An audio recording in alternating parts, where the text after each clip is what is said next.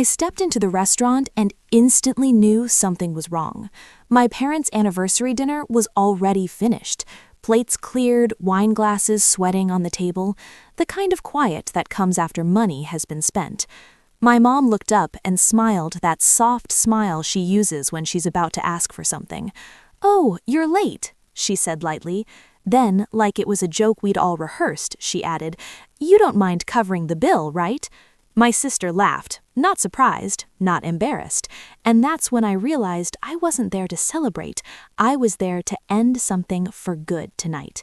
My name is Lena. I'm 30 years old, and for most of my life, my family has described me with one word: easy. Easy to deal with, easy to rely on, easy to ask for favors. They never meant it as a compliment. On paper, my family looks solid. Married parents who love hosting dinners, a younger sister who's always smiling in photos, holiday cards that arrive right on time every year. If you met us at a table, you'd think we were close, warm, normal. But closeness isn't measured by how often you sit together. It's measured by who's allowed to take up space. Growing up, my sister Marley took up all of it. Her opinions mattered. Her moods set the tone. If she wanted something, the room bent around her. I learned early that being quiet made life smoother. Being low maintenance earned approval. When I didn't ask for things, my mom would pat my arm and say, "See, Lena understands." Understanding became my role. By my mid-20s, that role came with invoices, not official ones, just subtle expectations. I covered small things at first: groceries, utilities, a short trip that somehow ran over budget. Every time it was framed as temporary, every time it quietly became permanent. I never announced my career to my family. I didn't lie, exactly. I just didn't correct them when they assumed I worked somewhere modest, something safe, something that explained why I dressed simply and didn't talk about numbers. Letting them underestimate me kept the peace. It also kept the requests flowing. My parents, Lorna and Garrett, liked celebrating milestones, anniversaries, birthdays, promotions that weren't really promotions. They liked places that felt impressive, places where staff recognized them, where menus didn't list prices. And somehow I was always called last, after reservations were made, after decisions were final. I told myself it was coincidence, timing, that familiar lie you repeat until it feels like truth. The night of their anniversary, I arrived straight from work, tired but willing. I brought a small gift, thoughtful, personal, something that said I showed up even if I was late. But as I stood there looking at empty plates and relaxed smiles, I felt that old tightening in my chest, the one that whispered, "You already know how this ends." I watched my mother's eyes flick briefly to the check folder, watched my father lean back satisfied, watched my sister scroll on her phone completely unbothered. They weren't waiting for me to join them, they were waiting for me to perform. And for the first time, instead of shrinking into that familiar role, I wondered what would happen if I didn't play it anymore. I slid into the chair they'd left for me, the only one without a jacket draped over the back. The table still smelled like butter and wine, rich and finished. My mom reached for her water glass and sighed the way people do when a performance has wrapped successfully. "You should have been here earlier," she said, not accusing, just stating a fact. The service was amazing. My dad nodded, already loosening his collar. "You missed the best part." Marley didn't even look up from her phone. "We saved you dessert," she said, then laughed softly. "Well, sort of." A server approached with the leather check folder and placed it neatly in the center of the table. No one touched it. No one needed to. It just sat there waiting for me. My mom tilted her head. "You don't mind taking care of this, right? We figured since you're working so much lately." She let the sentence trail off like generosity was implied, like this was a shared understanding between adults. Marley finally looked up, her eyes flicking from the check to my face. "Relax," she said. "You're always good at handling stuff like this." Then she smiled, amused, still clueless as ever. That word landed harder than I expected. I glanced around the table. My dad avoided my eyes. My mom's smile didn't move. Marley had already gone back to her screen, and suddenly something shifted. Not anger, not yet, just clarity. I replayed the past year in my head, The last-minute dinner invites, the texts that always came after reservations were made, the way I was never asked what worked for me, only informed. I thought about how tonight's invite had come with no time, just a place. "We're already here," my mom had said. "Join us when you can." When you can. I looked at the plates again, completely clean. No crumbs, no hesitation. They hadn't been waiting for me to eat. They'd been waiting for me to arrive. I realized then that this wasn't about celebration or family or even money. It was about certainty. They were certain I would show up, certain I would pay, certain I wouldn't make it uncomfortable. That certainty had taken years to build, layer by layer, every time I stayed quiet to keep things smooth. The check folder felt heavier just sitting there. I reached for my glass, took a slow sip of water, and said nothing. I didn't argue, I didn't explain, I didn't defend myself, because in that moment, I understood something I'd been avoiding for a long time. This wasn't a misunderstanding, this was a system, and systems don't break from conversations. They break when someone stops feeding them. I paid the bill that night, not because I felt obligated, and not because I was afraid. I paid because I needed one last clean data point, one final confirmation that I wasn't imagining the pattern. On the drive home, the city lights blurred past my windshield. My phone buzzed once, a text from my mom. "Thank you for handling that. We knew we could count on you." No heart emoji, no warmth, just relief, like a task had been completed. At home, the silence felt different, not heavy, focused. I set my keys down, kicked off my shoes, and opened my laptop. The screen glowed against the dark room, steady and honest. I didn't open my work files, I opened the folder I never liked touching, the one I'd been adding to for years without naming it out loud. Payments, bills, transfers, support. Each entry was small on its own, reasonable, defensible. Together, they told a very different story. I scrolled slowly, dinner after dinner, travel expenses, emergency loans that were never repaid, utilities I'd been covering without being asked anymore. It wasn't generosity, it was infrastructure. I leaned back in my chair and let the numbers settle.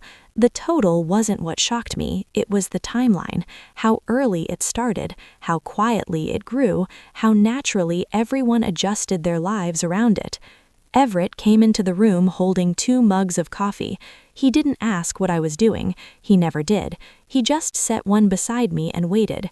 "They didn't even pretend tonight," I said. He nodded. "They didn't have to." I told him what Marley had said, the laugh, the word clueless. Everett's jaw tightened, but his voice stayed calm. That's what people say when they think you'll never stop. I stared at the screen again, at the lines that had once felt like kindness and now read like obligation. "This ends," I said, not angrily, clearly. Everett didn't argue, he didn't cheer, he just asked one question. "Do you want to talk to someone before you do?" I already knew who, my attorney, the one who handled my financial boundaries, not my emotions. I closed the laptop finally, not because I was done, because the plan was forming. I wasn't going to confront them, I wasn't going to announce anything, and I wasn't going to make it dramatic. I was going to stop participating, and the moment I did, I knew the collapse wouldn't be loud, it would be immediate. I didn't announce anything to my family. I didn't send a long message. I didn't hint. I let routine do what it always did, carry them forward under the assumption that I would show up and clean up afterward. 2 weeks later, my mom texted me about dinner. Same restaurant, same tone, anniversary makeup. We should all be together. No question mark, no time, just a place. I said yes. When I arrived that night, nothing had changed. The lighting was warm. The hostess smiled like she remembered us. My parents were already seated. Marley was mid-story, waving her hands dramatically while her boyfriend, Tate, nodded like everything she said was fascinating. They didn't stop talking when I sat down. My mom reached for my arm briefly. "There you are," she said. "We went ahead and ordered. You know how long menus take." I smiled. Not tight, not fake, calm. Dinner unfolded the same way it always did.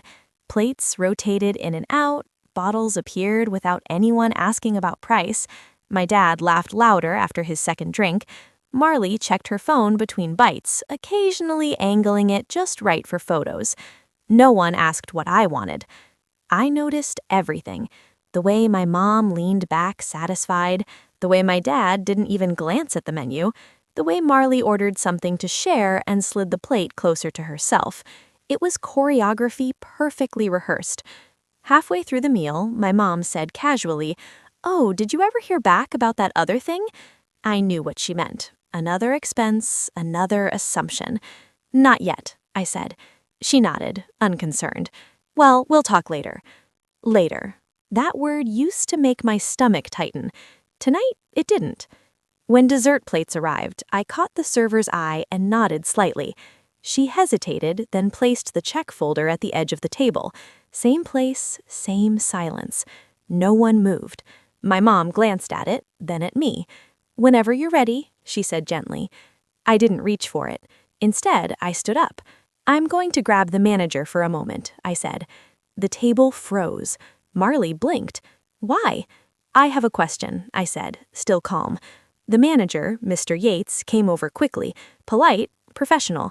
I lowered my voice just enough that the table couldn't hear everything, but enough that they knew something was happening. "Hi," I said. "I just wanted to confirm something about the account arrangements tied to this table." Mr. Yates nodded and checked his tablet. His expression shifted slightly, not alarmed, just attentive. "Yes," he said. "It looks like previous authorizations are no longer active." My mom sat up straighter. "What does that mean?" Mr. Yates glanced between us. "It means we'll need a payment method from the party tonight." Silence landed hard. My dad cleared his throat. "There's usually no issue." "I understand," Mr. Yates said kindly, "but tonight there's no account on file." My mom looked at me. Really looked. Her smile faded. "Lena," I met her gaze. "I won't be covering dinner tonight." Marley laughed once, sharp and disbelieving. "Okay, very funny." "I'm serious," I said. My dad frowned. "What's going on?" I sat back down, folded my hands in my lap. "What's going on is that I've been paying for more than meals for a long time, and I'm done." My mom's voice dropped. "You're doing this here?" "I'm not doing anything. I'm just not doing what you expected." Marley scoffed. "So you're just going to embarrass us?" I looked at her. "You weren't embarrassed when you laughed at me last time." Her mouth opened, then closed. My dad leaned forward. "This is family. You don't just stop helping without talking about it." "I've been talking," I said. "You just didn't listen." Mr. Yates shifted uncomfortably. I turned to him. "We'll need separate checks." My mom inhaled sharply. "Separate?" "Yes," I said. "Mine and yours." Mr. Yates nodded and stepped away. My mom's face flushed. "You can't do this." "I can," I said, "and I am." Marley pushed her chair back. "This is unbelievable, after everything we've done for you." I almost laughed. "Not out of cruelty, out of clarity. What you've done," I said slowly, "is teach me that love comes with an invoice, and I don't accept that anymore." My dad shook his head. "You think you're teaching us a lesson?" "No," I said. "I'm teaching myself one." The checks came back. One slim folder, one thick stack. My mom stared at it like it was written in another language. "I don't have my card," she said automatically. "I know," I said. Marley whispered something to Tate. He stood up awkwardly. I need to take this call," he muttered, already walking away. My mom's hands trembled as she opened her purse. My dad reached for his wallet, then hesitated. For the first time, they looked unsure, not angry, not indignant, unprepared. Mr. Yates waited patiently. My mom looked up at me, eyes sharp now. "You're enjoying this." "I'm not," I said honestly. "I'm finished." She searched my face for guilt, for softness, for the daughter who would fix it. She didn't find her. They paid slowly, uncomfortably, with questions they didn't like the answers to. I paid my share and stood up. As I walked away, my mom said my name. Not sharply, not sweetly, just uncertain. I didn't turn around. Outside, the air felt cooler, lighter. I knew this wasn't the end. I knew phones would ring, messages would come, accusations would fly. But the system had broken, and once that happens, nothing ever works the same again. The fallout didn't come all at once. It arrived in waves, short texts, missed calls, messages that started polite and ended sharp. I didn't respond to any of them, not out of spite, out of certainty. Without my quiet support, things shifted fast. Dinners got smaller, plans were suddenly postponed.